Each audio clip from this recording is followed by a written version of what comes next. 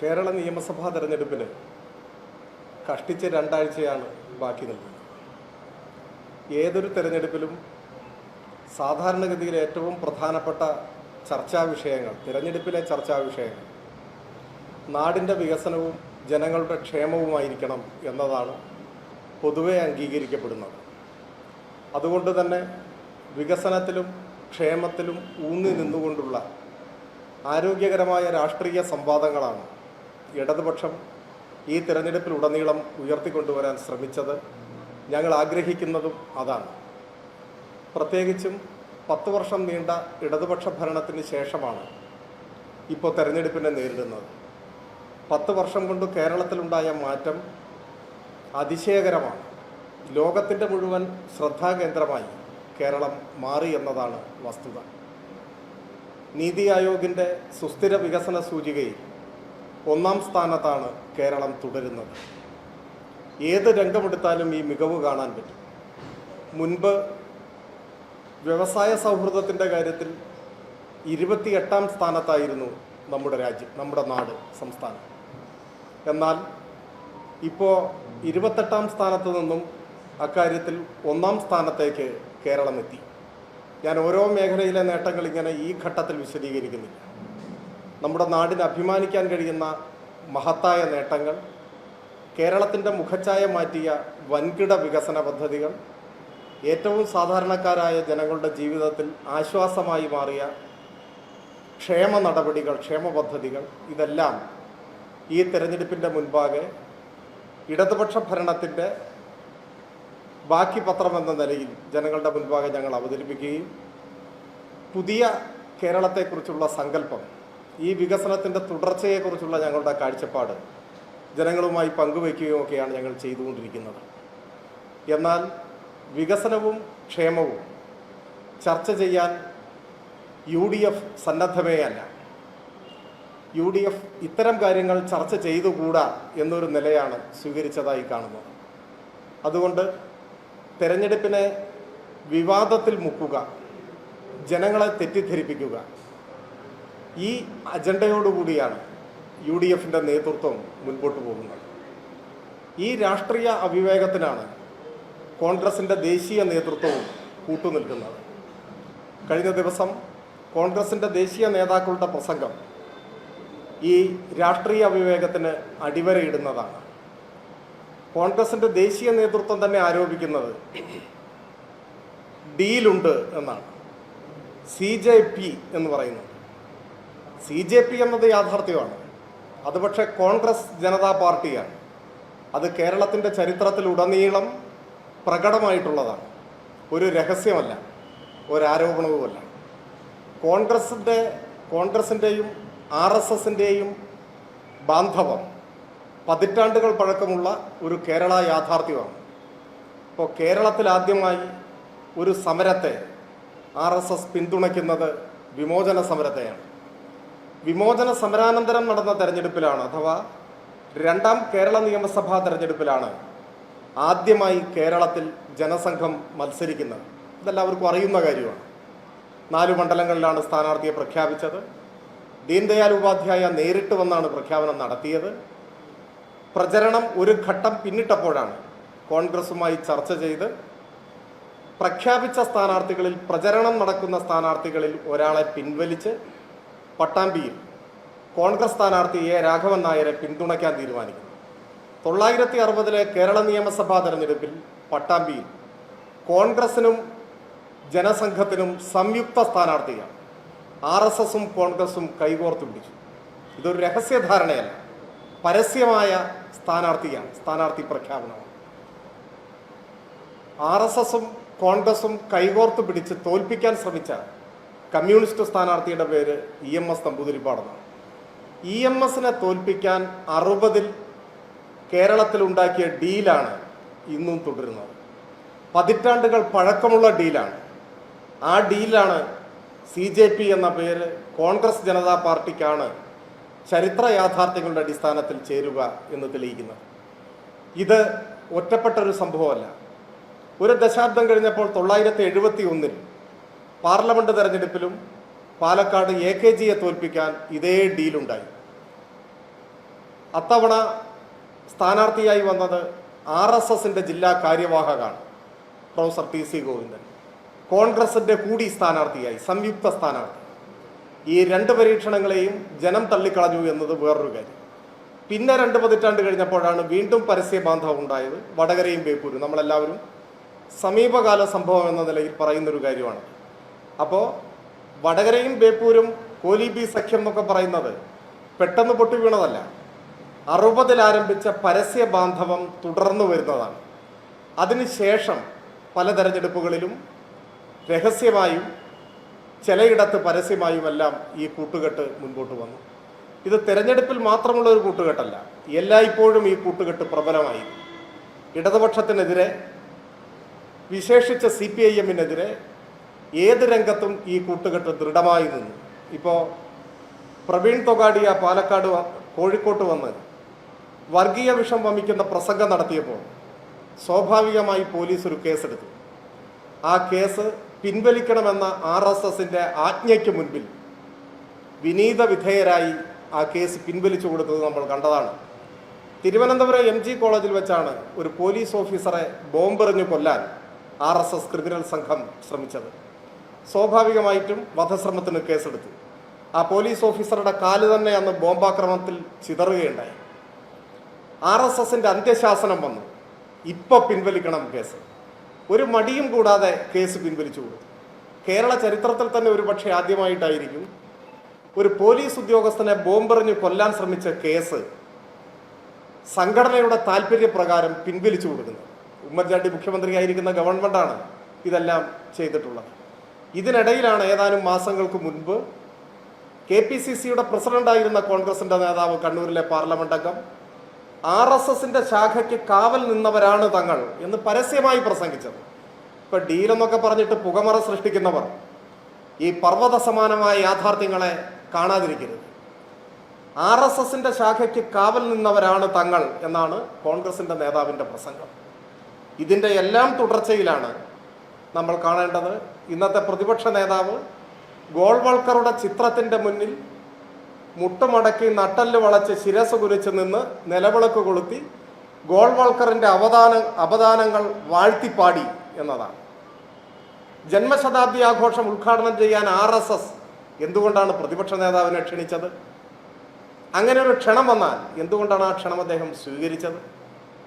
2006 തെരഞ്ഞെടുപ്പിൻ്റെ തൊട്ടു മുൻപ് തെരഞ്ഞെടുപ്പ് അന്തരീക്ഷത്തിൽ RSSുമായി ഡീലുണ്ടാക്കി, ആ ഡീലിൻ്റെ കൂടി ഭാഗമായി ജന്മശതാബ്ദി ആഘോഷം, ഗോൾവൾക്കറുടെ ജന്മശതാബ്ദി ആഘോഷം ഉദ്ഘാടനം ചെയ്തത് സംബന്ധിച്ച് വിമർശനമുയരുമ്പോൾ, ചോദ്യം ചോദിക്കുമ്പോൾ ഇതുവരെ അദ്ദേഹം മറുപടി പറഞ്ഞിട്ടുണ്ടോ? എന്തെങ്കിലും സാമാന്യ ബുദ്ധിയെ വെല്ലുവിളിക്കുന്ന മറുപടിയല്ലേ പറഞ്ഞിട്ടുള്ളത്? ഒരു പുസ്തക പ്രകാശനത്തിൻ്റെ കാര്യമല്ലേ അദ്ദേഹം പറയുന്നത്? അദ്ദേഹത്തോട് ആരാണ് പുസ്തക പ്രകാശനത്തെക്കുറിച്ച് ചോദിച്ചത്? അതിനെക്കുറിച്ച് ആരാണ് വിമർശനം ഉന്നയിച്ചത്? അതിലും നടത്തിയ പ്രസംഗത്തെ സംബന്ധിച്ച് വിമർശനം ഉണ്ടാവാം, അതവിടെ നിൽക്കട്ടെ. വിമർശനം ഉയർന്നു വന്നത് 2006 RSSന്റെ രണ്ടാമത്തെ സർസംഘചാലക ഗോൾവൾക്കർ, അദ്ദേഹം എങ്ങനെയാണ് ഇന്ത്യ ചരിത്രത്തിൽ അടയാളപ്പെടുത്തപ്പെട്ടത്? വിചാരധാര എഴുതിയ RSSന്റെ ആചാര്യനാണ്. ആ വിചാരധാരയിലാണ് ആഭ്യന്തര ഭീഷണി എന്ന ഭാഗത്ത് 19 മുതൽ 21 വരെ അധ്യായങ്ങൾ ഇന്ത്യയുടെ ഏറ്റവും വലിയ ആഭ്യന്തര ഭീഷണി മുസ്ലിങ്ങളും ക്രിസ്ത്യാനികളും കമ്മ്യൂണിസ്റ്റുകാരുമാണ് എന്ന് വിചാരധാര എന്ന RSSന്റെ അടിസ്ഥാന ഗ്രന്ഥത്തിൽ എഴുതി വെച്ച RSSന്റെ സർസംഘചാലകാണ് ഗോൾവൾക്കർ. 19ാമത്തെ അധ്യായത്തിൻ്റെ തലക്കെട്ട് മുസ്ലിങ്ങൾ എന്നാണ്. ഒരു അധ്യായം മുഴുവൻ അതാണ്, ഇന്ത്യയുടെ ഭീഷണി. 20ാമത്തെ അധ്യായത്തിൻ്റെ തലക്കെട്ട് ക്രിസ്ത്യാനികൾ എന്നാണ്. ഒരു അധ്യായം മുഴുവൻ അതാണ്. 21ാമത്തെ അധ്യായം കമ്മ്യൂണിസ്റ്റുകാർ. ഈ 3 കൂട്ടരും ഇന്ത്യയുടെ ഭീഷണിയാണ്, ഇവരെല്ലാം തുടച്ചു നീക്കണമെന്ന് ആഹ്വാനം ചെയ്യുന്ന ഇന്ത്യ കണ്ട ഏറ്റവും വലിയ വർഗീയവാദികളിൽ ഒരാളായ RSSന്റെ രണ്ടാമത്തെ സർസംഘചാലകിൻ്റെ ജന്മശതാബ്ദി ഉദ്ഘാടനം ചെയ്യാൻ എന്തുകൊണ്ട് ഇന്നത്തെ പ്രതിപക്ഷ നേതാവിനെ അന്ന് RSS ക്ഷണിച്ചു? അതാണ് ചോദ്യം. അതിന് മറുപടി പറയണ്ടേ? 60-ൽ EMSനെതിരായി RSS ഡീലുണ്ടാക്കിയതിനെ ഇപ്പം മറുപടി പറയണമെന്നൊന്നും നമ്മൾ പറയുന്നില്ല. കാരണം അതിനൊന്നും മറുപടിയില്ല. അതെല്ലാം ചരിത്ര യാഥാർത്ഥ്യങ്ങളാണ്. സത്യമായി ചരിത്രത്തിൽ ഇങ്ങനെ നിലനിൽക്കുകയാണ്. വർഗീയ വലതുപക്ഷ സഖ്യത്തിൻ്റെ സാക്ഷ്യപ്പെടുത്തലുകളാണ് അതെല്ലാം. 71-ൽ AKGയെ തോൽപ്പിക്കാൻ RSSും കോൺഗ്രസും കൈകോർത്തതിന് ഇപ്പം മറുപടി പറയണമെന്നൊന്നും നമ്മൾ പറയുന്നില്ല. അതിനൊന്നും മറുപടി പറയാൻ കഴിയില്ല ആർക്കും. വടകരയും ബേപ്പൂരും ഇപ്പോൾ നമ്മൾ പറയുന്നില്ല. പക്ഷേ ഇപ്പോഴത്തെ പ്രതിപക്ഷ നേതാവ് ഇങ്ങനെയെല്ലാം ജനങ്ങളെ തെറ്റിദ്ധരിപ്പിക്കാൻ വ്യാജ പ്രചരണം നടത്തുമ്പോൾ നിങ്ങൾ എന്തിന് RSSന്റെ സർസംഘചാലകായിരുന്ന ഗോൾവാൾക്കറിന്റെ ജന്മശതാബ്ദി ഉദ്ഘാടനം ചെയ്യാൻ RSSന്റെ ക്ഷണം സ്വീകരിച്ച് RSSന്റെ ഇഷ്ടക്കാരനായി അവിടെ പോയി എന്ന് ചോദിക്കും? അതിന് മറുപടി പറയാതിരുന്നിട്ട് കാര്യമില്ല. ആവർത്തിച്ച് ചോദിച്ചുകൊണ്ടിരിക്കും. കേരളം ചോദിക്കും. നിങ്ങൾ പിന്നെയും പിന്നെയും ആളുകളെ തെറ്റിദ്ധരിപ്പിക്കുന്ന മറുപടി പറ. യഥാർത്ഥത്തിൽ മതനിരപേക്ഷ കേരളത്തോട് പ്രതിപക്ഷ നേതാവ് മാപ്പ് പറയേണ്ടതാണ്. ഇനി ഇങ്ങനെ RSS പരിപാടിയിൽ പങ്കെടുക്കുമോ എന്ന കാര്യം വ്യക്തമാക്കേണ്ടതാണ്. ആ ചോദ്യം എത്ര കാലം കഴിഞ്ഞാലും കേരളത്തിൽ അവശേഷിക്കുന്ന ചോദ്യമാണ്. അതിന് വ്യാജ ആരോപണങ്ങൾ ഉയർത്തിക്കൊണ്ടുവന്നത് കൊണ്ട് കാര്യമില്ല. കുറെ കൂടി വിവേകത്തോടെ കോൺഗ്രസിൻ്റെ ദേശീയ നേതൃത്വം പെരുമാറേണ്ടതാണ്. ഒരു തെരഞ്ഞെടുപ്പിനെ രാഷ്ട്രീയ ഉള്ളടക്കമുള്ളതാക്കി മാറ്റാൻ, നാടിൻ്റെയും ജനങ്ങളുടെയും പ്രശ്നങ്ങൾ ചർച്ച ചെയ്യുന്ന തെരഞ്ഞെടുപ്പാക്കി മാറ്റാൻ എല്ലാവർക്കും ഉത്തരവാദിത്വമുണ്ട്. ആ ഉത്തരവാദിത്വം നിർവഹിക്കുന്നതിൽ കോൺഗ്രസിൻ്റെ ദേശീയ നേതൃത്വം ദയനീയമായി പരാജയപ്പെടുന്നതായിട്ടാണ് കാണുന്നത്. അതിവിടെ മാത്രമല്ല, ഇന്ത്യ കൂട്ടായ്മയെ തന്നെ ദുർബലപ്പെടുത്തുന്ന രാഷ്ട്രീയ അവിവേകമാണ് കോൺഗ്രസ് ദേശീയ നേതൃത്വത്തിൻ്റെ ഭാഗത്തുള്ളത്. ഇപ്പം മനീഷ് സിസോദിയയും കെജ്രിവാളും ഇരുവരെയും ജയിലിലടയ്ക്കാൻ RSSന് ചൂട്ടുകത്തിച്ചു കൊടുത്തത് ആരാണ്?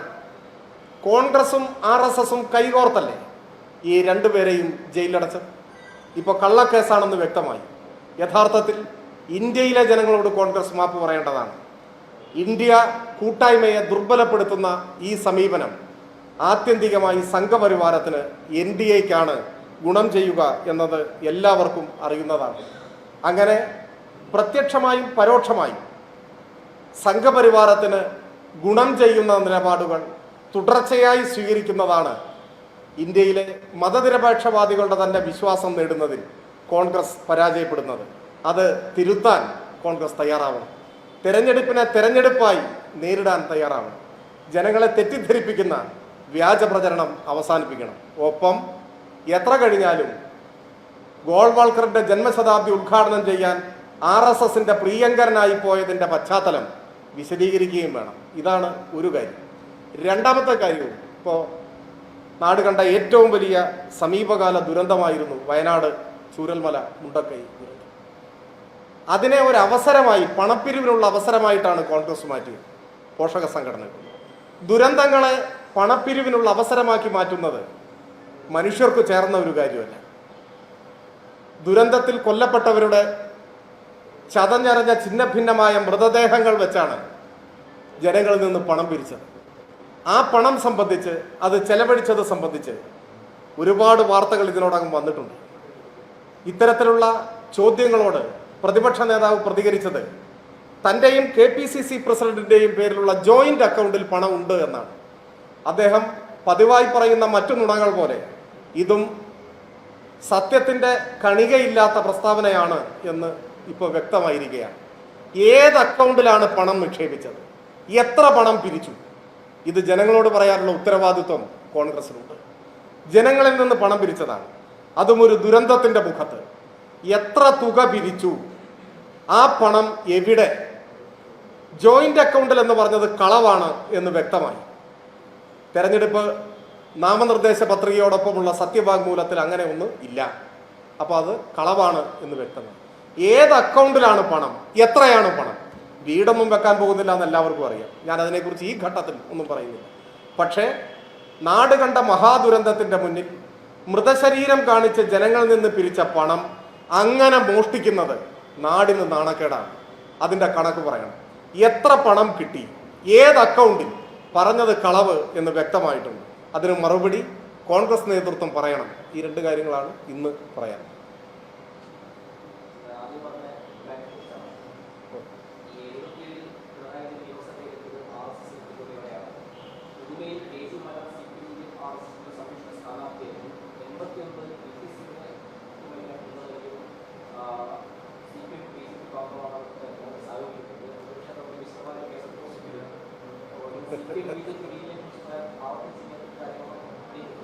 ഈ ഉന്നയിച്ച കാര്യങ്ങൾക്ക് ഒരിക്കൽ കേരള നിയമസഭയിൽ മുഖ്യമന്ത്രി തന്നെ വിശദമായി മറുപടി പറയുണ്ടായി. പക്ഷെ അദ്ദേഹം ഇന്നലെ ഫേസ്ബുക്ക് പോസ്റ്റിൽ വീണ്ടും അതേ കാര്യം പറഞ്ഞിരിക്കുകയാണ്. പക്ഷെ നിങ്ങൾ ഭൂതക്കണ്ണാടി വെച്ച് നോക്കൂ, എന്തുകൊണ്ടാണ് RSSന്റെ അതിഥിയായി സർസംഘചാലകന്റെ ജന്മശതാബ്ദിയിൽ പങ്കെടുത്തത് എന്ന വിമർശനത്തിന് മാത്രം മറുപടിയില്ല. ഇതെന്ത് മറുപടിയാണ്?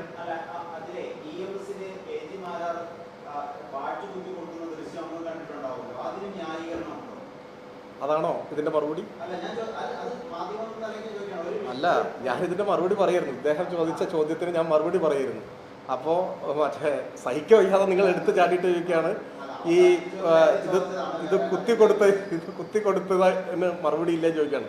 ഞാൻ നിങ്ങൾ ഏത് ചോദ്യം ചോദിച്ചാലും മറുപടി പറയും. നമ്മൾ തമ്മിൽ അങ്ങനെ ഒരു തർക്കത്തിന്റെ പ്രശ്നമേ വേണ്ട. എനിക്കാണെങ്കിൽ ഇന്നൊരു അല്പസമയമുണ്ട്. നിങ്ങളുടെ ചോദ്യത്തിന് എന്തായാലും മറുപടി പറഞ്ഞിട്ട് നമുക്ക് പോകാം. അപ്പോൾ ഇദ്ദേഹം ചോദിച്ച ചോദ്യത്തിന് ഞാൻ മറുപടി പറഞ്ഞു വരികയായിരുന്നു. ഞാൻ പറഞ്ഞത് ഇതിന് വിശദമായ ഒരു മറുപടി നിയമസഭയിൽ മുമ്പ് പറഞ്ഞിരുന്നു. എന്നിട്ടും അത് ആവർത്തിക്കുകയാണ്. പക്ഷെ ആ ആവർത്തിക്കുമ്പോൾ അദ്ദേഹത്തിന് എന്തും പറയാം. അദ്ദേഹത്തിനെതിരായി ഉയർന്ന വിമർശനത്തിന് ഒരു വരിയില്ല, ഒരക്ഷരമില്ല, മറുപടിയില്ല. അപ്പൊ അതിന് മറുപടി ഇല്ല എന്നാണോ മനസ്സിലാക്കേണ്ടത്? അത് ഒരു ചോദ്യമായി നിൽക്കുന്നു. ഇനി അദ്ദേഹത്തിന്റെ പോസ്റ്റിൽ പറഞ്ഞ കാര്യങ്ങൾ, പലതവണ മറുപടി പറഞ്ഞ കാര്യങ്ങൾ, എന്നിട്ടും നിങ്ങളിൽ ചിലർക്കൊക്കെ ഇപ്പോഴും അത് മറുപടി ആവശ്യമുണ്ട് എന്ന് തോന്നിയത് കൊണ്ട് ഞാൻ പറയാം. പച്ച കള്ളമാണ് അദ്ദേഹം ആ പോസ്റ്റിൽ എഴുതിയിട്ടുള്ള കാര്യങ്ങളെല്ലാം. 77-ലെ തെരഞ്ഞെടുപ്പിനെ കുറിച്ചാണ് പറയുന്നത്. 77-ലെ രാഷ്ട്രീയ സാഹചര്യം എന്താണ്, അന്നത്തെ സഖ്യം എങ്ങനെയായിരുന്നു, ധാരണ എങ്ങനെയായിരുന്നു, ചരിത്രബോധത്തിന്റെ കണികയുള്ള ഏതൊരാൾക്കും അറിയാം. 75-ൽ അടിയന്തരാവസ്ഥ പ്രഖ്യാപിക്കുന്നു. ഇന്ത്യയിൽ അങ്ങോളം ഇങ്ങോളം ജനാധിപത്യ അവകാശങ്ങളെല്ലാം തുറങ്കിലടക്കപ്പെടുന്നു. 3 ലക്ഷം ആളുകൾ അന്ന് ഇന്ത്യയിൽ ജയിലിലടക്കപ്പെട്ടു എന്നാണ് കണക്ക്. നിരവധി ആളുകൾ കൊല്ലപ്പെട്ടു. ഒരുപാട് വിശദാംശങ്ങളുണ്ട്. ഇന്നത്തെ ഒരു വാർത്താ സമ്മേളനത്തിൽ ഇപ്പോൾ നമുക്ക് അതിൻ്റെ എല്ലാ വിശദാംശങ്ങളിലേക്കും പോകണ്ട. അത്തരമൊരു ഘട്ടത്തിൽ ഈ രാജ്യമെമ്പാടുമുള്ള മനുഷ്യാവകാശ പ്രവർത്തകരും രാഷ്ട്രീയ പ്രവർത്തകരും എല്ലാം തുറങ്കിലടക്കപ്പെട്ട ബുൾഡോസർ രാജിൻ്റെ ഒരു കാലത്ത്, ഇന്ത്യയിലെ ജയിലുകൾ മനുഷ്യരെ കൊണ്ട് നിറഞ്ഞു കവിഞ്ഞ ഒരു കാലത്ത്, അവസാനം അടിയന്തരാവസ്ഥ പിൻവലിച്ച ഘട്ടമായപ്പോൾ ജയപ്രകാശ് നാരായണന്റെയും മറ്റും ആഹ്വാനപ്രകാരം പ്രതിപക്ഷമെല്ലാം ഒരുമിക്കണം എന്ന ആഹ്വാനം ഉണ്ടായി. ആ ആഹ്വാനത്തിന്റെ ചുവട് പിടിച്ച് അന്ന് ഇന്ത്യയിലെ പ്രധാന പ്രതിപക്ഷ പാർട്ടികൾ എല്ലാം പിരിച്ചുവിട്ട് ജനതാ പാർട്ടി രൂപീകരിച്ചു. ഏതൊക്കെ പാർട്ടി?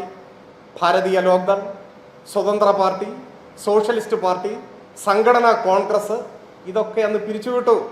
എന്നിട്ട് രൂപീകരിച്ചതാണ് ജനതാ പാർട്ടി. ആ ജനതാ പാർട്ടിയിൽ ജനസംഘവും പിരിച്ചുവിട്ട് അതിൽ ചേർന്നു. അതാണ് വസ്തുത.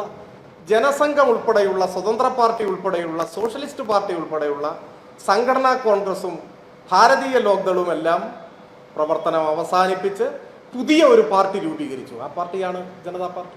ഭാരതീയ ലോക്ദളിന്റെ ചിഹ്നമാണ് കലപ്പയന്തിയ കർഷകനാണെന്ന് തെരഞ്ഞെടുപ്പിൽ മത്സരിക്കാൻ ഉപയോഗിച്ചത്.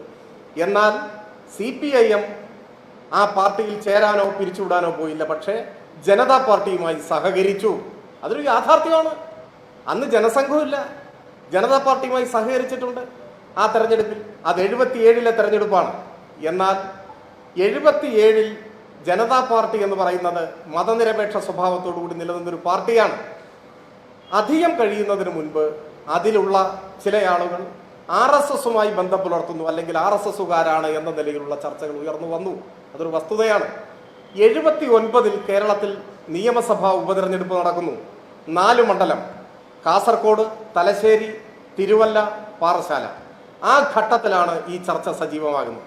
അന്നാണ് EMSന്റെ ചരിത്രപ്രസിദ്ധമായ പ്രഖ്യാപനം വരുന്നത്, ഞങ്ങൾക്ക് RSS വോട്ട് വേണ്ട എന്നാണോ അത്തരമൊരു ചർച്ച ഉയർന്നത് അന്ന്.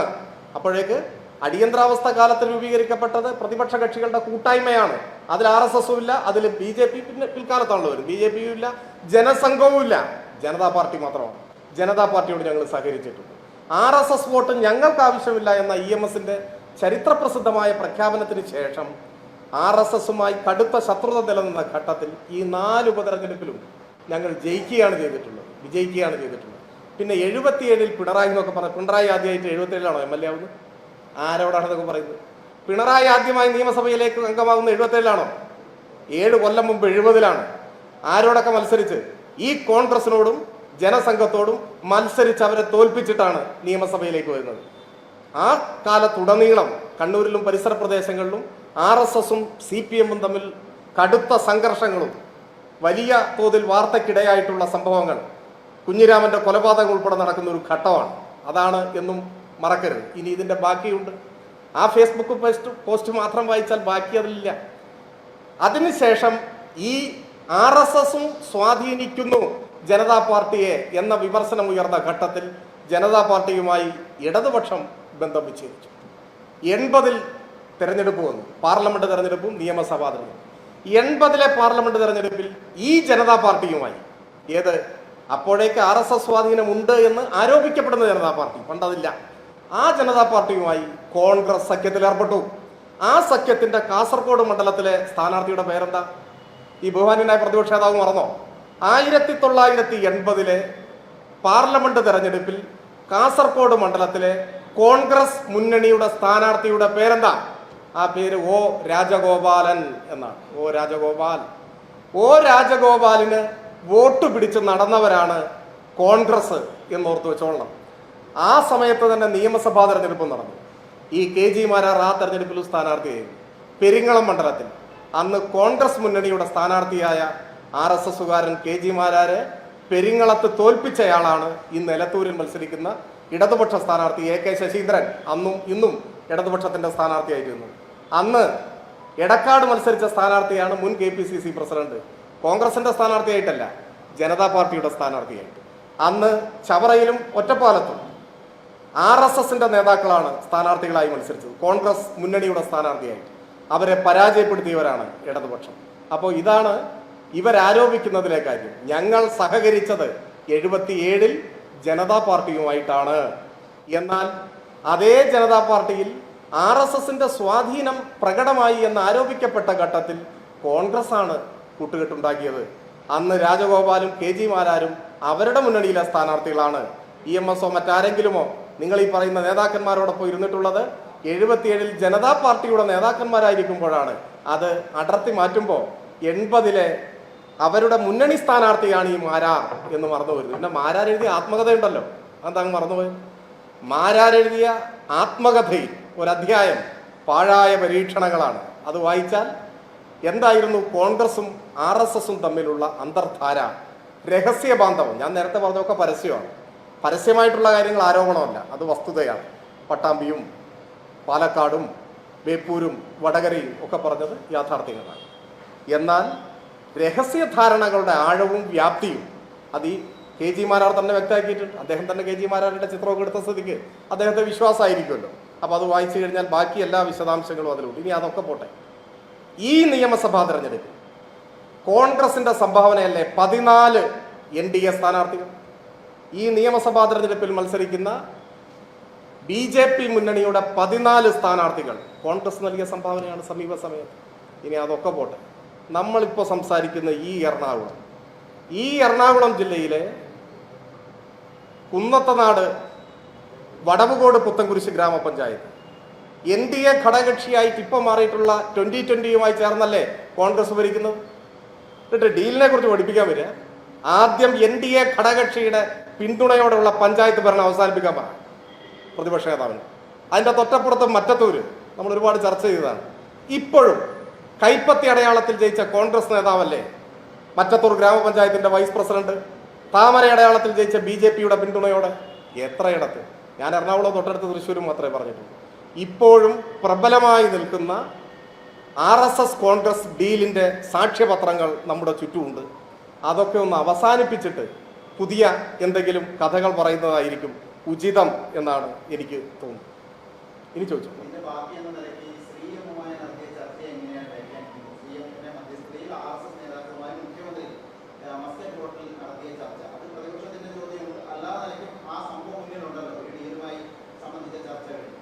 ഈ ഡീൽ എന്ന് പറയുന്ന വാക്ക് തന്നെ ഒരു വലതുപക്ഷ രാഷ്ട്രീയത്തിന്റെ ഭാഗമാണ്. രാഷ്ട്രീയ പ്രവർത്തനത്തിനെയും തെരഞ്ഞെടുപ്പിനെയും കച്ചവടമായി കണക്കാക്കുന്ന സംസ്കാരവും അവരുടേതാണ്. ഞങ്ങൾ കടുത്ത സംഘർഷങ്ങൾ ഉണ്ടാവുന്ന സമയത്ത്, ഇപ്പോൾ കോൺഗ്രസ് CPM സംഘർഷം ഉണ്ടായാൽ, ഇപ്പം അങ്ങനെയുള്ള സംഘർഷങ്ങൾ ഉണ്ടായിട്ടുണ്ടല്ലോ, ഇപ്പോൾ കുറച്ചു കാലമായിട്ടില്ല, നല്ലത്, പക്ഷെ മുൻപുണ്ടായിട്ടുണ്ട്. ആളുകൾ കൊല്ലപ്പെടുന്ന സാഹചര്യം ഉണ്ടായിട്ടുണ്ട്. കോൺഗ്രസ് CPM സംഘർഷം പോലെ RSS CPM സംഘർഷങ്ങൾ ഉണ്ടായിട്ടുണ്ട്. ആളുകൾ കൊല്ലപ്പെടുന്ന സാഹചര്യം ഉണ്ടായിട്ടുണ്ട്. ഇത്തരം ഘട്ടങ്ങളിലെല്ലാം സംഘർഷങ്ങൾ അവസാനിപ്പിക്കാനും രാഷ്ട്രീയ സംഘർഷങ്ങളിൽ ആളുകൾ കൊല്ലപ്പെടാതിരിക്കാനും സംഘർഷത്തിൽ ഏർപ്പെട്ടിട്ടുള്ള കക്ഷികൾ തമ്മിലും സർവകക്ഷി എന്ന നിലയ്ക്കും ജില്ലാ ഭരണകൂടത്തിൻ്റെ അഭ്യർത്ഥന പ്രകാരവും അല്ലാതെയും ചർച്ചകൾ നടന്നിട്ടുണ്ട്. ആ ചർച്ചകളുടെ ഭാഗമായാണ് കേരളത്തിൽ രാഷ്ട്രീയ സംഘർഷങ്ങളും കൊലപാതകങ്ങളും വലിയൊരളവോളം കുറച്ചു കൊണ്ടുവരാൻ കഴിഞ്ഞിട്ടുള്ളത്. അപ്പോൾ അത്തരത്തിലുള്ള ചർച്ചകൾ പൊതു താല്പര്യത്തെ മുൻനിർത്തിയുള്ള ചർച്ചകളാണ്. അത് CPM RSS സംഘർഷം നടക്കുമ്പോൾ തമ്മിൽ ചർച്ച ചെയ്യേണ്ടി വരും നേതൃത്വം സമാധാനം ഉണ്ടാക്കാൻ. CPM കോൺഗ്രസ് സംഘർഷം നടക്കുമ്പോൾ സമാധാനം ഉണ്ടാക്കാൻ ചർച്ച ചെയ്യേണ്ടി വരും. അതിനൊന്നും തെരഞ്ഞെടുപ്പിൽ മറ്റു പ്രസക്തിയോ പ്രാധാന്യമോ ഇല്ല.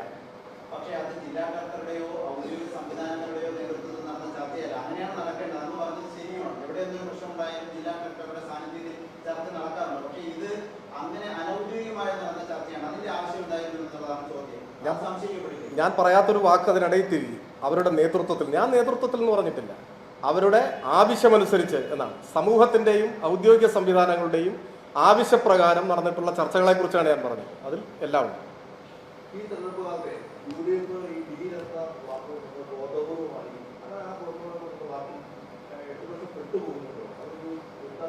ഞങ്ങൾക്ക് അങ്ങനെ ഒരു പ്രശ്നമേ ഇല്ല. അവർക്ക് ഇഷ്ടമുള്ള ബന്ധമുള്ള ഒരു വാക്ക് അവർ കൊണ്ടുവന്നു. തെരഞ്ഞെടുപ്പിൽ ഡീല്, കച്ചവടം തുടങ്ങിയ വാക്കുകൾ അവരുടെ കുത്തകയാണ്. അവർക്കറിയുന്ന കാര്യമല്ലേ അവർക്ക് പറയാൻ പറ്റൂ, ഞങ്ങൾക്കറിയുന്ന കാര്യമില്ല ഞങ്ങൾക്ക് പറയാൻ പറ്റൂ. അവരിപ്പോൾ അത് പറഞ്ഞതുകൊണ്ട് ഞങ്ങൾ ഈ വികസനം പ്രസംഗിക്കുന്നതിൻ്റെ കൂട്ടത്തിൽ 60 മുതലുള്ള ഡീൽ അങ്ങ് വിശദമായി പറയാൻ ഞങ്ങൾക്ക് പറ്റി. ഞങ്ങൾ പറയുന്ന ഒരു കാര്യത്തിനെങ്കിലും മറുപടി പറയാൻ പറ്റും. ഇപ്പം അവരുടെ വക്താക്കളായി ഇവിടെ ചോദ്യം ചോദിക്കുന്നവരുണ്ട്, എനിക്കൊരു വിരോധമില്ല, അത് നല്ലതാണ്. അവരുടെ മനസ്സിൽ വരുന്ന ചോദ്യങ്ങൾക്ക് ഇപ്പോൾ എനിക്ക് മറുപടി പറയാൻ പറ്റുമല്ലോ. ഈ നിമിഷം വരെ EMSനെ തോൽപ്പിക്കാൻ ദീനദയാൽ ഉപാധ്യായയുടെ കാലു പിടിച്ച് സംയുക്ത സ്ഥാനാർത്ഥിയെ നിർത്തിയതിനെ കുറിച്ച് മറുപടി പറയാൻ പറ്റിയിട്ടുണ്ടോ കോൺഗ്രസിന്? ഞങ്ങൾ മറുപടി ആവശ്യപ്പെടുന്നില്ല, പക്ഷേ ഇന്നോളം മറുപടി പറഞ്ഞിട്ടില്ല. AKGയെ തോൽപ്പിക്കാൻ ജില്ലാ കാര്യവാഹകനെ കോൺഗ്രസ് സംയുക്ത സ്ഥാനാർത്ഥിയാക്കിയതിനെ കുറിച്ച് മറുപടി പറയാൻ പറ്റുമോ? ബേപ്പൂര് വടകര മറുപടി പറയാൻ പറ്റുമോ? എന്തിന് ഞാനിപ്പോൾ പറഞ്ഞ പുത്തൻകുരിശ് പഞ്ചായത്ത്, ഇവിടുന്ന് കൈ ചൂണ്ടിയെ കാണുന്ന പഞ്ചായത്തല്ലേ, അവിടെ NDA ഘടകകക്ഷിയുടെ തോളിൽ കയറി ഇരുന്നിട്ടല്ലേ പഞ്ചായത്ത് ഭരിക്കുന്നത്? അതിന് മറുപടി പറയാൻ പറ്റുമോ? അപ്പോൾ ഈ കാര്യങ്ങൾ ഞങ്ങൾക്ക് ജനങ്ങളോട് പറയാൻ ഒരു അവസരം കിട്ടി, അത്രയേ ഉള്ളൂ. നല്ല കാര്യം.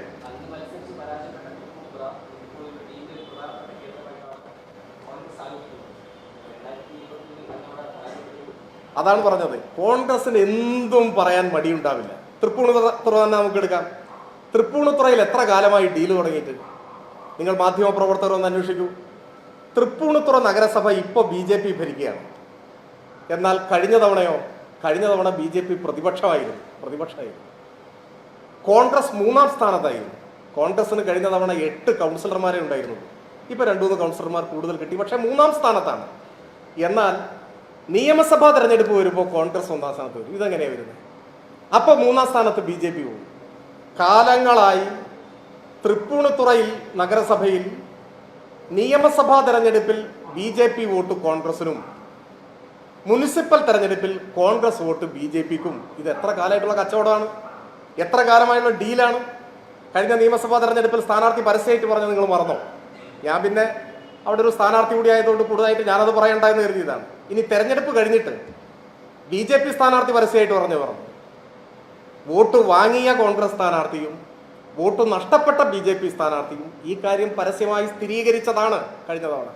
ഈ തവണ അവിടെ 2020യുടെ സ്ഥാനാർത്ഥിയെ നിർത്തിയത് കഴിഞ്ഞ കാലങ്ങളിലെല്ലാം നടത്തിയ ഡീൽ കുറച്ചുകൂടി സുഗമമായി നടത്താനാണ്. അതിൻ്റെയൊക്കെ തൊട്ടടുത്തുള്ള സ്ഥലമാണ് ഈ വടവുകോട് പുത്തൻകുരിശ്. ഇവിടങ്ങളിലെല്ലാം നിലനിൽക്കുന്ന ചരിത്രത്തിൽ വേരുകളുള്ള സംഘപരിവാർ കോൺഗ്രസ് ഡീലിൻ്റെ സാക്ഷ്യപത്രങ്ങളാണ് ഇതെല്ലാം. അക്കാര്യത്തിൽ സംശയമില്ല.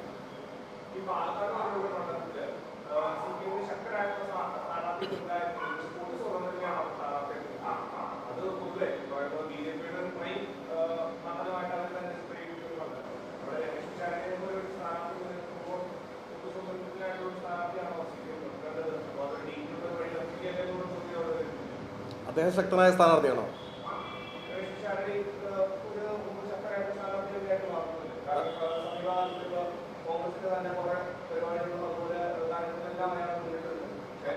അവിടെ മത്സരിച്ച സ്ഥാനാർത്ഥികളെക്കാളൊക്കെ ശക്തൻ അദ്ദേഹമാണോ കോൺഗ്രസിന്റെ?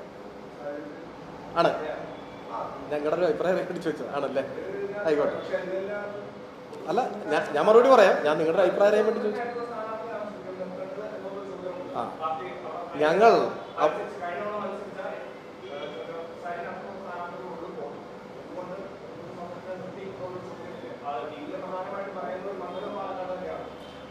കഴിഞ്ഞ തവണ സരിനും സ്വതന്ത്രനായിരുന്നില്ലേ?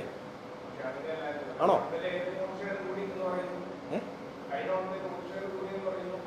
കഴിഞ്ഞ വർഷം? ആ, അല്ല, ഞാൻ നിങ്ങളുടെ ചോദ്യത്തിലുള്ള ഒരു പൊരുത്തക്കേട് ചൂണ്ടിക്കാണിക്കാൻ വേണ്ടിയിട്ടാണ് ആവർത്തിച്ച് ചോദിച്ചത്. എന്താണെന്ന് ചോദിച്ചാൽ, പാലക്കാട് നിയമസഭാ മണ്ഡലത്തിൽ ഞങ്ങളിപ്പോൾ 2011 മുതൽ കുറച്ച് പുറകിലാണ്. ഞങ്ങൾ ജയിച്ചിരുന്നൊരു മണ്ഡലമാണ്. എന്നാൽ മണ്ഡല പുനർനിർണ്ണയം കഴിഞ്ഞപ്പോൾ ഞങ്ങൾ കുറച്ച് പുറകിലായി. അത് മറികടക്കാൻ വേണ്ടിയാണ് ഞങ്ങളവിടെ ഓരോ തെരഞ്ഞെടുപ്പിലും പരിശ്രമിച്ചത്. നല്ല കരുത്തരായ സ്ഥാനാർത്ഥികൾ അവിടെ മത്സരിച്ചു, പാർട്ടി ചിഹ്നത്തിൽ തന്നെ മത്സരിച്ചു. പക്ഷെ ഞങ്ങൾക്ക് മുൻപോട്ട് വരാൻ കഴിഞ്ഞില്ല. കഴിഞ്ഞ തെരഞ്ഞെടുപ്പിൽ ഞങ്ങളൊരു സ്വതന്ത്രനെ മത്സരിപ്പിച്ചു. ഈ ചോദ്യം അന്ന് പലരും ചോദിച്ചിട്ടുണ്ട്, എന്നോട് തന്നെ ചോദിച്ചിട്ടുണ്ട്. അത് മനസ്സിൽ വെച്ചുകൊണ്ടാണ് ഞാൻ നിങ്ങളോട് പ്രതികരിച്ചത്. നിങ്ങളൊരു കരുത്തനായ സ്ഥാനാർത്ഥിയെ നിർത്തണ്ടേ എന്ന് ചോദിച്ചിരുന്നു. പക്ഷെ കഴിഞ്ഞ തവണ തെരഞ്ഞെടുപ്പ് കഴിഞ്ഞപ്പോൾ അതിന് മുൻപുള്ള തെരഞ്ഞെടുപ്പിനേക്കാൾ കുറച്ച് കൂടുതൽ വോട്ട് ഞങ്ങൾക്ക് കിട്ടുകയാണ് ചെയ്തത്. ഞങ്ങൾക്ക് കുറച്ച് കൂടുതൽ വോട്ട് കിട്ടി. അപ്പോൾ ഒരു സ്വതന്ത്രനെ അവിടെ മത്സരിക്കാൻ നിയോഗിച്ചത് കൊണ്ട് ഒരല്പം മുൻപോട്ട് വരാൻ കഴിഞ്ഞു. ജയിക്കാനൊന്നും കഴിഞ്ഞില്ല എന്നതാണ് വസ്തുത.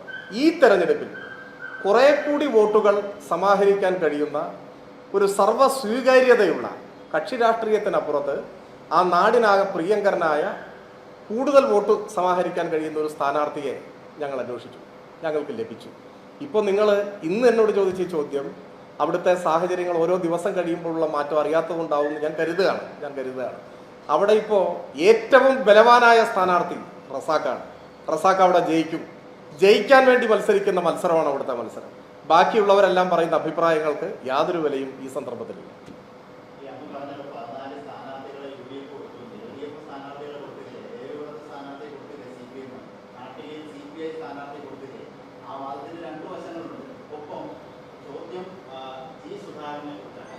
അല്ല, ആദ്യത്തെ ചോദ്യത്തിന് മറുപടി പറഞ്ഞിട്ട് അല്ല, മറുപടിക്കല്ലാതെ നിങ്ങളുടെ ആത്മസംതൃപ്തിക്ക് ചോദ്യം ചോദിക്കാൻ പറ്റുമോ?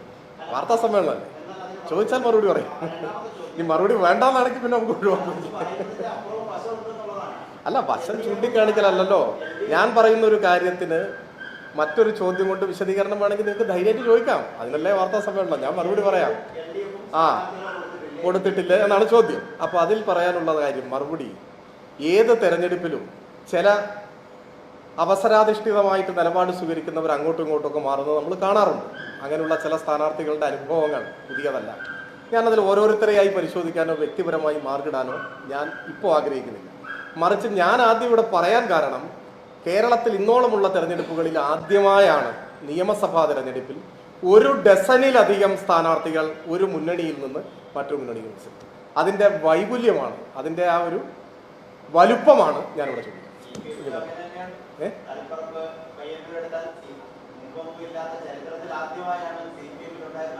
അല്ല, ഇനി അത് നിങ്ങളെ ഞാൻ തിരുത്താം.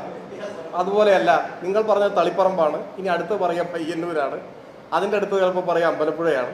ഇവിടെയെല്ലാം ഈ പറഞ്ഞ NDAക്ക് സംഭാവന ചെയ്തതുപോലെ സ്ഥാനാർത്ഥികളെ CPM സംഭാവന ചെയ്തു എന്നൊരു ആരോപണം നിങ്ങൾക്ക് ഉന്നയിക്കാൻ പറ്റില്ല. കാരണം അവരെല്ലാം സ്വതന്ത്രരായി മത്സരിച്ചപ്പോൾ അവിടെ പോയി പിന്തുണ കൊടുത്തു എന്നാണ് ഞാൻ മനസ്സിലാക്കുന്നത്. ശരിയാണെങ്കിൽ നിങ്ങളിലൂടെ ഞാൻ മനസ്സിലാക്കുന്നു. എന്നാൽ ഞാൻ പറഞ്ഞവരെല്ലാം ഔദ്യോഗിക ചിഹ്നത്തിൽ, NDAയുടെ ചിഹ്നത്തിൽ, താമരയിൽ, മറ്റുള്ളവരുടെ ചിഹ്നത്തിൽ പോയി മത്സരിക്കുകയാണ്. അപ്പോൾ ഒരു സ്വതന്ത്രൻ മത്സരിച്ചിട്ട് അവിടെ പോയി പിന്തുണ കൊടുക്കുന്നതും ആ മുന്നണിയിലേക്ക് കയറി ചെന്ന രാഷ്ട്രീയം സ്വീകരിച്ച് മത്സരിക്കുന്നതൊക്കെ തമ്മിൽ വ്യത്യാസമുണ്ട്. ഇനി പറഞ്ഞു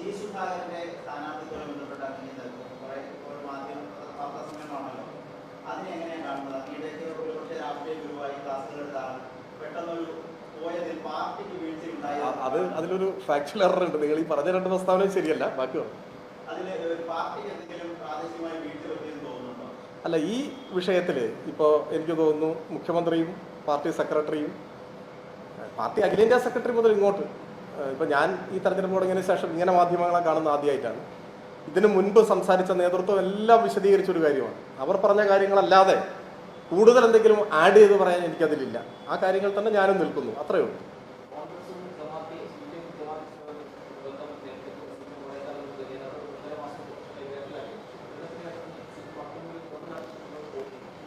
ഇല്ല, അത് ആവശ്യമായത്ര കേരളത്തിൻ്റെ മുമ്പാകെ തുറന്നു കാട്ടിയിട്ടുണ്ട്. മാത്രവുമല്ല, ഞങ്ങൾ അന്ന് പറഞ്ഞതിനെ ശരിവെച്ചുകൊണ്ടാണ് അവരിപ്പോൾ പരസ്യമായിട്ട് തന്നെ പിന്തുണ പ്രഖ്യാപിച്ചിട്ടുണ്ട്. ഇപ്പം അവരാർക്കെങ്കിലും വോട്ട് ചെയ്യുന്നതോ ചെയ്യാതിരിക്കുന്നതോ ആയിരുന്നില്ല നമ്മുടെ തർക്ക വിഷയം. വോട്ടിൻ്റെ കാര്യത്തിൽ തന്നെ പല കാര്യങ്ങളുണ്ട്. അവരാദ്യം വോട്ടേ ചെയ്യുമായിരുന്നില്ല, അതൊക്കെ അവരുടെ കാര്യമാണ്. ജമാഅത്തെ ഇസ്ലാമി ആദ്യം വോട്ടേ ചെയ്യുമായിരുന്നില്ലല്ലോ, പിന്നീട് അവർ വോട്ട് ചെയ്യാൻ തീരുമാനിച്ചു. അങ്ങനെ തീരുമാനിച്ച സമയത്ത് സ്ഥാനാർത്ഥികളെ നോക്കി വോട്ട് ചെയ്യും എന്നൊക്കെ പറയുന്ന നിലവിൽ അതൊക്കെ അവരുടെ കാര്യം. ഞാൻ അതിനൊന്നും അല്ല ഇപ്പോൾ പറയും.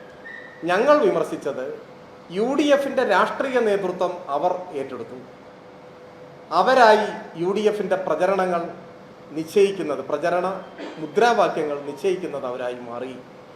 കടുത്ത ഇടതുപക്ഷ വിരുദ്ധത, അതിൻ്റെ മറ്റു വിശദാംശങ്ങളിലേക്ക് ഇപ്പം ഞാൻ പോകുന്നില്ല, ആവശ്യമായൊരു ഘട്ടബന്ധം നമുക്ക് പോവാം, പ്രചരിപ്പിക്കുന്നവരായി അവർ മാറി. അപ്പോൾ നമുക്ക് അതിനെ വിമർശിക്കേണ്ടി വരും, അത് തുറന്നു കാണിക്കേണ്ടി വരും. അത് തുറന്നു കാണിച്ചു, അത്രേ ഉള്ളൂ.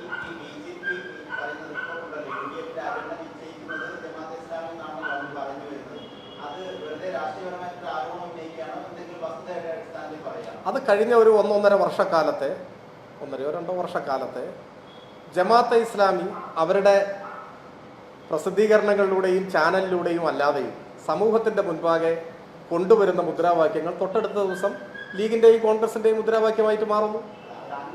അങ്ങനെയാണ് ഇത് കൊണ്ടുപോകുന്നത്. അല്ല, അതിന് ഒരുപാട് ഉദാഹരണങ്ങൾ എടുക്കാം. ഇപ്പോൾ നിങ്ങൾ ചോദിച്ചു കഴിഞ്ഞാൽ അതിൻ്റെ നാൾ വഴി കണക്ക് എനിക്ക് പറയാൻ സാധിച്ചേക്കില്ല, പക്ഷെ നമുക്ക് വേണമെങ്കിൽ അത് എടുക്കാവുന്നതാണ്. എങ്ങനെ?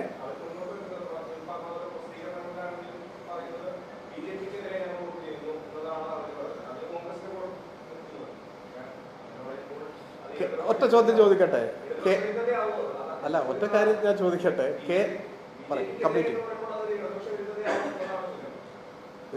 കേരളത്തിൽ BJPക്കെതിരായി ഒരാൾ വോട്ട് ചെയ്യാൻ ആഗ്രഹിക്കുന്നുണ്ടെങ്കിൽ ആ വോട്ട് ആർക്കാ ചെയ്യുക? BJPയെ തോൽപ്പിക്കുന്നത് അല്ലെങ്കിൽ BJPക്കെതിരായിട്ടുള്ള നിലപാട് ശക്തമായി സ്വീകരിക്കുന്നത്? ഇനി BJP പ്രബലമായിട്ട് അവരുടെ സാന്നിധ്യം അറിയിക്കുന്ന ഭൂരിഭാഗം മണ്ഡലങ്ങളിൽ നേരിട്ട് അവരുമായി ഏറ്റുമുട്ടുന്നത് ആരാ? അങ്ങനെയൊക്കെ വന്നു കഴിഞ്ഞാൽ ഇടതുപക്ഷത്തിന് അനുകൂലമായിട്ടല്ലേ പറയാൻ പറ്റൂ. പക്ഷെ അങ്ങനെയല്ലല്ലോ. അവരുടെ ലക്ഷ്യത്തെ നിങ്ങൾ തെറ്റായി ധരിച്ചോന്ന് എനിക്കറിയില്ല. അവരുടെ ലക്ഷ്യം ഈ തെരഞ്ഞെടുപ്പിൽ ഇടതുപക്ഷത്തിനെതിരായ നിലപാട് സ്വീകരിച്ച് UDFിനെ പിന്തുണയ്ക്കലാണ് എന്ന് അവർ തന്നെ ഭംഗ്യന്തരേണ വ്യക്തമാക്കിയിട്ടുണ്ട്. അപ്പോൾ പിന്നെ നിങ്ങൾ മറിച്ചൊരു വിശ്വാസത്തിൽ നിൽക്കുന്നത് ശരിയായിരിക്കില്ല. എവിടെ?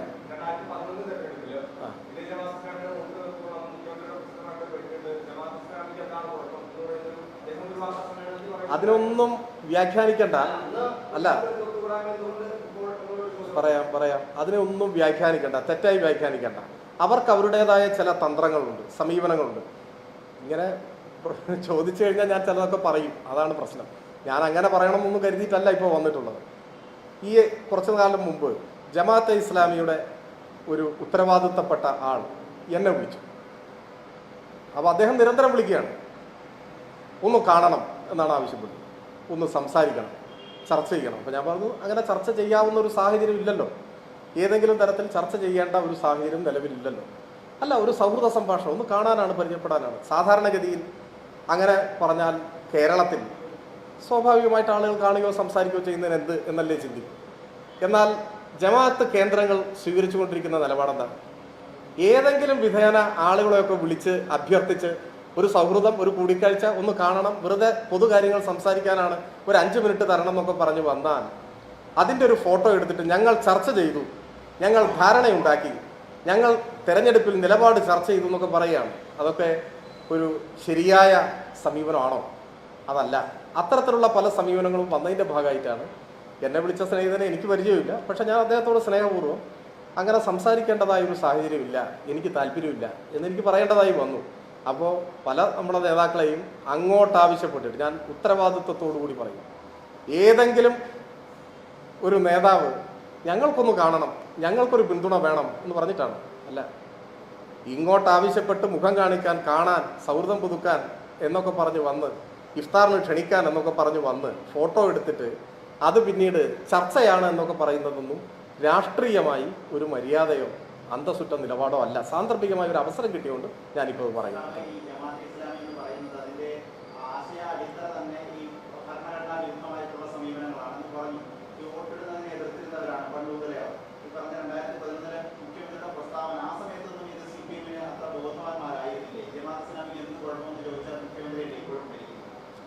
ആ സാഹചര്യത്തിൽ നിന്ന് നിങ്ങളൊരു വാചകത്തെ അടർത്തി മാറ്റുകയാണ്.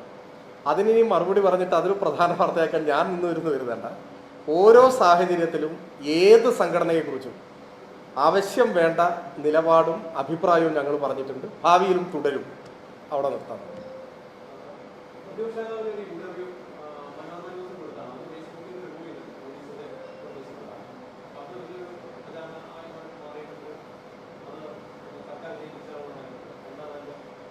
ഞാനിപ്പോൾ കുറച്ച് നേരത്തെ അതിനെക്കുറിച്ച് കേട്ടു. അതിനെ സംബന്ധിച്ച് സർക്കാർ ജയിപ്പിച്ചു എന്ന് അങ്ങനെ ആരെയും പറയുന്നുണ്ടോ? കോൺഗ്രസ് ചിലപ്പോൾ പറയും. തെരഞ്ഞെടുപ്പ് പ്രഖ്യാപിച്ചു കഴിഞ്ഞാൽ പോലീസിൻ്റെ നിയന്ത്രണം, പോലീസ് മാത്രമല്ല എല്ലാ വകുപ്പുകളുടെയും നിയന്ത്രണം തത്വത്തിൽ ആരാണ്? ഇലക്ഷൻ കമ്മീഷനാണ്, തെരഞ്ഞെടുപ്പ് കമ്മീഷനാണ്. അപ്പോൾ ഇതിനു മുൻപും, ഇപ്പോൾ നിങ്ങൾ പറഞ്ഞുകൊണ്ട് മാത്രം ഞാൻ പറയാം, കഴിഞ്ഞ ദിവസം ഇലക്ഷൻ കമ്മീഷൻ്റെ ഓഫീസിൽ നിന്നും വന്ന ഒരു കത്തിൽ BJPയുടെ സീല് വന്നൊരു പ്രശ്നം വന്നല്ലോ. അപ്പോൾ അത് സംബന്ധിച്ച് ഒരു ഫേസ്ബുക്ക് പോസ്റ്റ് ഞാൻ ഇട്ടിരുന്നു എൻ്റെ ഫേസ്ബുക്ക് പേജിൽ. അതിപ്പോൾ കാണാനില്ലല്ലോ, നിങ്ങളാരെയും കാണും. ആ ഫേസ്ബുക്ക് പോസ്റ്റ് ഞാൻ മനസ്സിലാക്കുന്നത് ഇതേപോലൊരു നടപടിക്ക് വിധേയമായി എന്നാണ് ഞാൻ മനസ്സിലാക്കുന്നത്, ഞാൻ ഊഹിക്കുന്നതാണ്. അപ്പോൾ ഇത് വ്യാപകമായി ചെയ്തുകൊണ്ടിരിക്കുകയാണ്. നിങ്ങളിപ്പോൾ അതിൽ ഒരു കാര്യം പ്രതിപക്ഷ നേതാവിൻ്റെതാകുമ്പോൾ കൂടുതൽ പ്രാധാന്യമുണ്ട് എന്ന് പറഞ്ഞാൽ ഞാൻ അംഗീകരിക്കാം. അപ്പോൾ ആ ഒരു കാര്യം നിങ്ങൾ ചൂണ്ടിക്കാണിക്കുകയാണ്. എന്നാൽ വ്യാപകമായി ഇപ്പോൾ ഇത്തരം നടപടികൾ സ്വീകരിക്കുന്നുണ്ട്. അത് തെരഞ്ഞെടുപ്പ് കമ്മീഷൻ്റെ നിർദ്ദേശപ്രകാരമാണ്. അതിനോടെല്ലാം വിയോജിപ്പാണുള്ളത്. അതെല്ലാം ആവിഷ്കാര സ്വാതന്ത്ര്യത്തെ സംബന്ധിച്ച് ഗൗരവമായി പരിശോധിക്കേണ്ടതാണ്. ഞങ്ങൾക്ക് അതിനോടൊന്നും ഒരു യോജിപ്പുമില്ല. പക്ഷേ ആ ഭാരം ഈ തലയിലേക്ക് കൊണ്ടുപോക്കാൻ നിൽക്കണ്ട. ഇപ്പോൾ തെരഞ്ഞെടുപ്പ് കമ്മീഷൻ ചെയ്യുന്ന തെറ്റായ ഒരു കാര്യം അത് ഇടതുപക്ഷം മറുപടി പറയണമെന്ന് പറഞ്ഞാൽ അത് അംഗീകരിക്കാൻ പറ്റില്ല. അത് ഞങ്ങൾക്കും ആ തരത്തിലുള്ള അഭിപ്രായമുണ്ട്. അതിൽ ഇപ്പോൾ സാന്ദർഭികമായി ഞാൻ പറഞ്ഞതാണ്. എൻ്റെ ഫേസ്ബുക്ക് പോസ്റ്റിൽ സംഭവിച്ച കാര്യമാണ് ഞാനിവിടെ പറഞ്ഞത്. മനോരമയുടെ കാര്യമാണ് നിങ്ങൾ പറഞ്ഞത്. എല്ലാം ഇതാണ് സാഹചര്യം.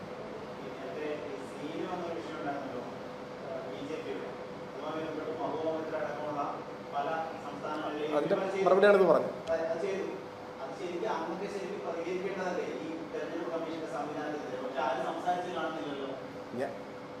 എന്നോടാ ചോദ്യം? ഞാൻ പ്രതികരിച്ചത് സംബന്ധിച്ചാണ് പറഞ്ഞത്. എൻ്റെ ഫേസ്ബുക്ക് പോസ്റ്റ് ഈ നടപടിക്ക് വിധേയമായി എന്നാണ് പറഞ്ഞത്.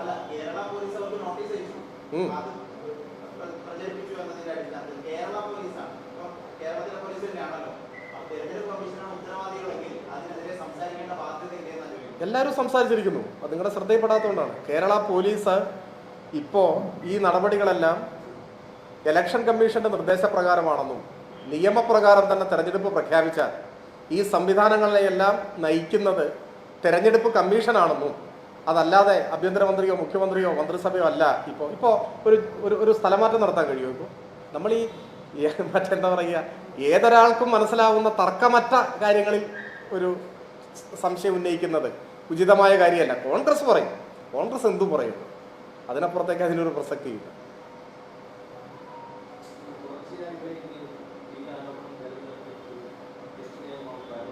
അല്ല, അതിനല്ലേ മറുപടി പറയുന്നത്. നമ്മൾ 60 മുതലുള്ള പരസ്യ ബാന്ധവം. ഇപ്പം ആരോപണം ഉന്നയിക്കുന്നത് എന്താ? രഹസ്യ ബാന്ധവത്തെ കുറിച്ചല്ലേ ആരോപണം. പരസ്യ ബാന്ധവങ്ങൾ ആരോപണമല്ലല്ലോ, അത് യാഥാർത്ഥ്യമല്ലേ. അപ്പോൾ EMSനെ തോൽപ്പിക്കാൻ കൈകോർത്തവർ, ഒന്നാം കേരള ഡീൽ അതാണ്. അവിടെ മുതൽ ഇങ്ങോട്ടുള്ള കാര്യങ്ങളെല്ലാം ജനങ്ങൾ ചർച്ച ചെയ്യട്ടെ. ആരാണ് ഈ കള്ള കച്ചവടത്തിന് നേതൃത്വം കൊടുത്തവർ എന്ന് ജനങ്ങൾ മനസ്സിലാക്കട്ടെ.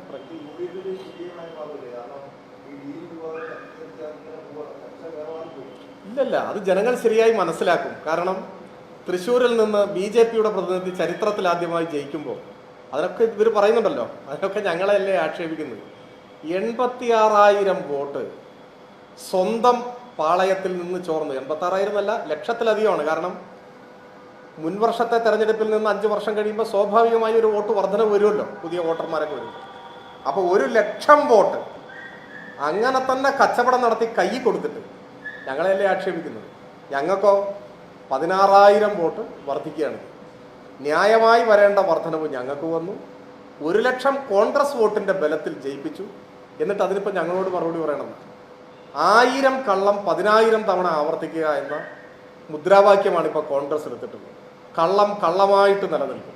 അതൊക്കെ മനസ്സിലാക്കാനുള്ള വിവേകം കേരളത്തിലെ ജനങ്ങൾ പ്രകടിപ്പിക്കും.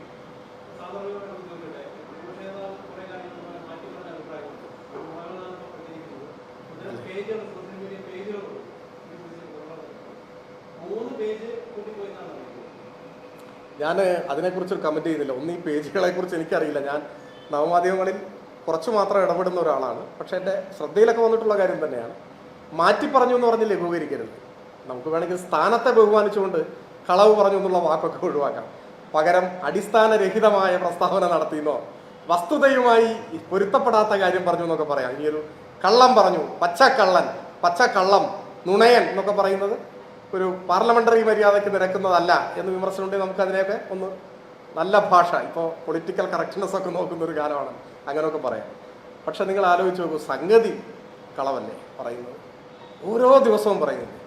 നിങ്ങൾ മാധ്യമപ്രവർത്തകരെന്ന നിലയിൽ നിങ്ങൾ തന്നെ ഒരു രജിസ്റ്റർ സൂക്ഷിക്കാൻ ശ്രമിച്ചാൽ നന്നായിരിക്കും എന്ന് എനിക്ക് അഭിപ്രായമുണ്ട്.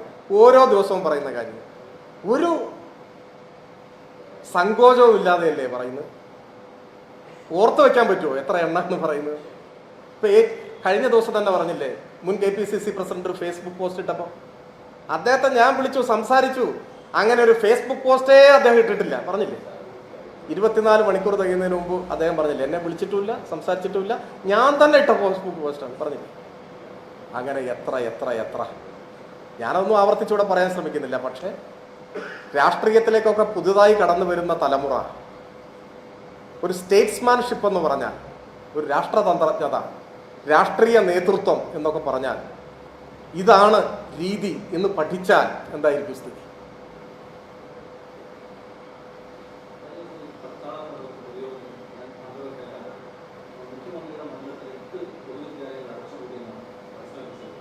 ആര്?